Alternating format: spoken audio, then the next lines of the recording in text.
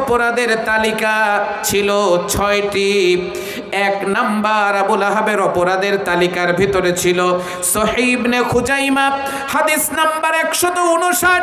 বিশ্ব নবী কোরআনের দাওয়াত দিত যখন আবু লাহাব বাধা দিত তখন আমার ভাইরা হজের মৌসুমে হাজিরা আসতো মক্কায়, আল্লাহর নবী তাদেরকে দাওয়াত দেয়, ইয়া আইয়ুহান নাস কুলু লা ইলাহা ইল্লাল্লাহ। আল্লাহর নবী বললেন, হে সকল মানুষেরা, তোমাদের কোনো ভয় নাই, শুধু একটি বার বলবে আল্লাহ ছাড়া কোনো মাবুদ নাই। আল্লাহর নবী দাওয়াত দিত যখন আবু লাহাব বাধা দিত তখন আবু লাহাব হাজিদের কাছে এসে বলছে, ও হাজিরা, বিশ্বাস করবা না, আন্নাহু মাজনুন, সে একটা পাগল, লা তুসাদ্দিকুহু, অতএব তোমরা তাকে বিশ্বাস করো না।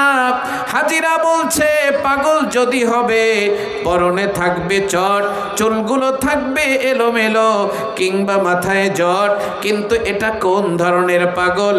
পরনে চটও নাই, মাথার ভিতরে জটও নাই। আল্লাহর নবী অত্যন্ত প্রাণ জল আরবিতে কথা বলা আরম্ভ করলেন। অবাক হয়ে গেলেন হাজিরা, কোনো মানুষের চেহারা যে এত চমৎকার হয় তা তো কোনোদিন দেখি নাই। আমার ভাইরা, আল্লাহর নবী দাওয়াত দিল যতক্ষণ, আবু লাহাব বাধা দিল ততক্ষণ। আবু লাহাবের ১ নাম্বার অপরাধ ছিল কোরআনের মিশনকে বন্ধ করা। আমার ভাইয়েরা, আবু লাহাবের ১ নাম্বারের অপরাধ ছিল কোরআনের আলোচনায় বাধা দান করা। আমার ভাইয়েরা, বর্তমান তাম পৃথিবীর জমিনে আল্লাহর কোরআনের প্রচার চায় না যারা, আল্লাহর কোরআনকে বাধা দিতে চায় যারা, আবু লাহাবের ১ নাম্বারের উত্তরসূরি তারা। আমার ভাইরা, এই পাবলিক বাংলার জমিনেও জোরে বলা লাগবে, আছে না নাই? আমার মুসলমান ভাইরা, আবু লাহাবের ২ নাম্বার অপরাধ ছিল বিশ্বনবী, তার বাবার নাম ছিল আব্দুল্লাহ, কিন্তু নবীজি কোনোদিন তার বাবাকে দেখে নাই। আল্লাহর নবীর জন্মের পূর্বে আব্দুল্লাহ পৃথিবী থেকে নিয়েছিল বিদায়।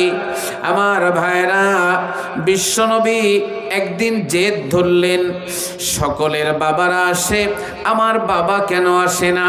আমার বাবা আসবে না যতক্ষণ আমি বাড়িতে ফিরে যাব না ততক্ষণ। সন্ধ্যা হয়ে গেল যখন বিশ্বনবীর মা আমিনা বাড়ি থেকে মাঠে আসলেন, তখন এসে বলল, মুহাম্মদ তুমি কেন বাড়িতে যাও না? বলে, মা আমার অপরাধ কি আমি জানি না? সকলের বাবারা আসে, আমার বাবা কেন আসে না?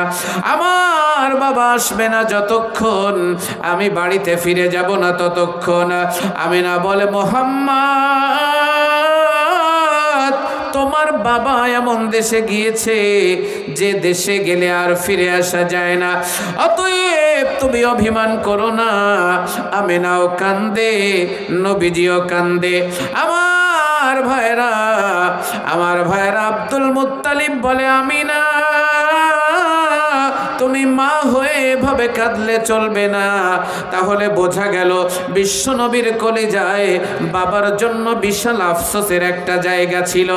এই জন্য আমার নবী, আমার ভাইরা খাদিজাকে বিবাহ করলেন। যখন আমার ভাইরা খাদিজার গর্ভ থেকে পুত্র সন্তান হলো, তখন আর নবীজির বাবার ভালোবাসার প্রতি শ্রদ্ধা দেখাতে গিয়ে আমার নবী সন্তানের নাম রাখলেন আব্দুল্লাহ। তখন আমার ভাইরা, এই আব্দুল্লাহ যেদিন মারা গেলেন, নবীজির মনটা বড় খারাপ।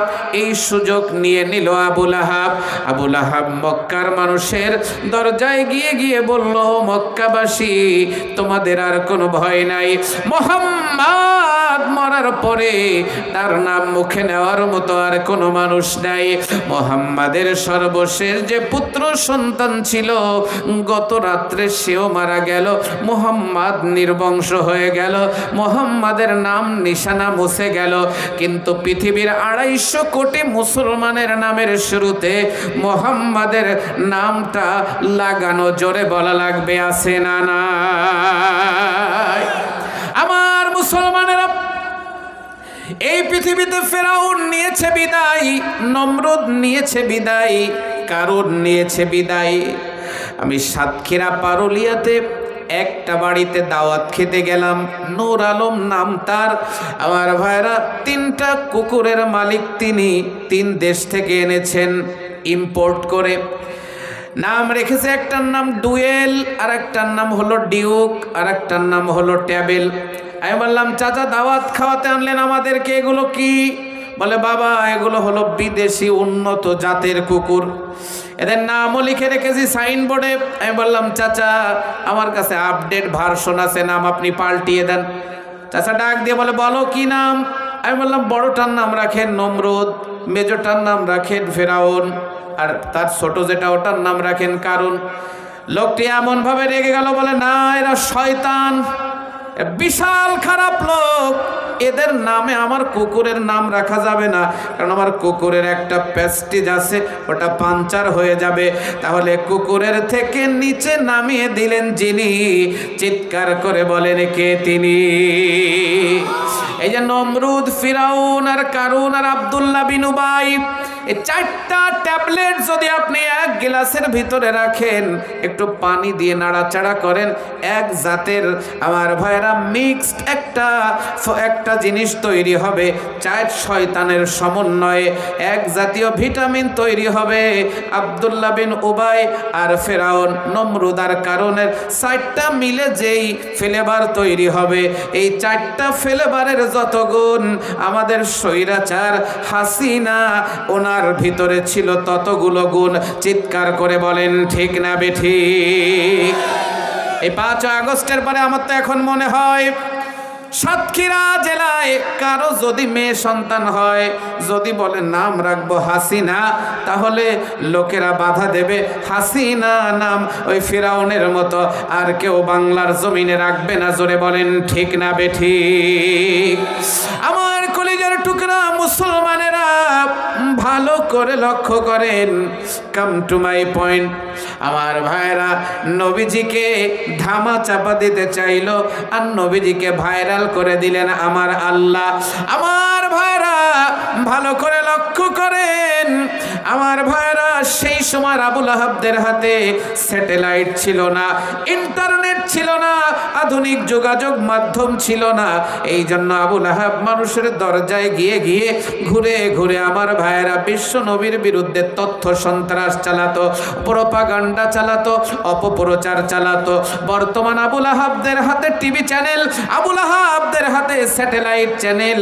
আমার ভাইরা এই স্যাটেলাইট চ্যানেলে বসে আলেমদের বিরুদ্ধে মিথ্যা তথ্য প্রচার করে যারা, এই জাতির 2 নাম্বার সিরিয়ালের আবু লাহাবের উত্তরসূরি তারা। জোরে বলা লাগবে আছে না নাই?